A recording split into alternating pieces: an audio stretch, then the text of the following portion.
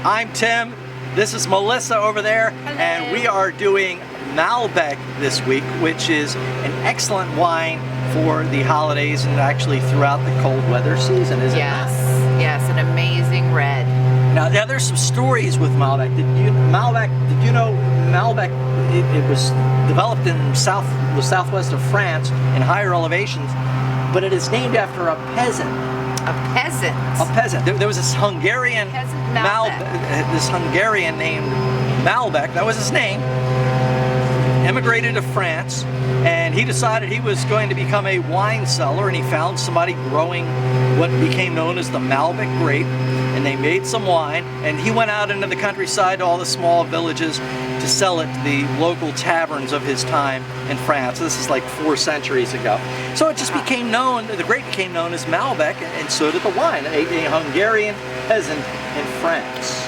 Wow, that's interesting. That is. Now, at one time, Malbec, for whatever reason, just got a bad name. It fell out of favor with popularity, and the Argentinians kind of rescued And that's what Malbec. a lot of people associate Malbec with. A lot of people say, oh, that's an Argentine wine. Yes, It's really a French yes. grape, but it's 75% of the world's Malbec grapes are harvested in Argentina.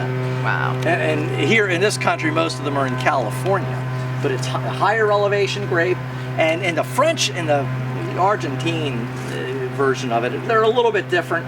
Well, like what we have is a little more, dark fruit.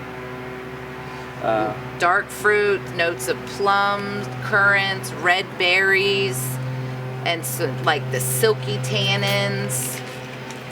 Amazing flavor. So I mean, there are some attributes of this that are reminiscent more of the French Malbec, but really it's more like the Argentine. Now, to have with a meal, like a holiday meal or something savory you have over the winter, dark poultry, like a duck, or even a Dark lean meats. Yeah. So you get duck, maybe some roast pork. I had a glass of Malbec with my stuffed ham. Amazing. Yeah. I thought it really complemented both the food and the wine.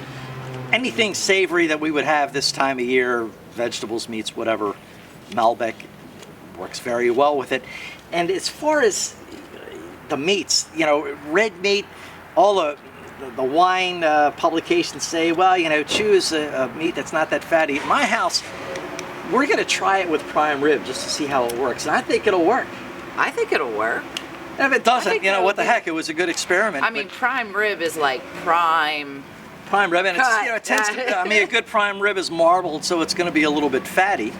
But we're going to try it, and I think it'll be pretty good. And the Cove, what Tim Lewis makes here with the Malbec at Cove Point Winery, it's kind of a little bit of a bite to it. So I'm looking forward to trying it that way. It does.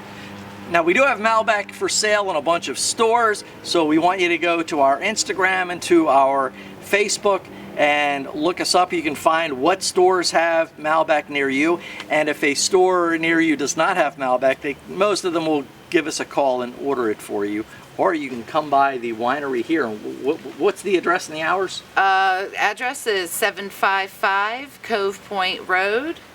Hours Wednesday through Sunday, 11:30 to 5:30. So let's see when I have a glass of Malbec. We are right across the street from Cove Point Park, if that helps reference. Yes. Cheers. Cheers to the Malbec. Please hit the subscribe button, and we'll see you here next time. Those tannins are like silk. They're so smooth. Yeah.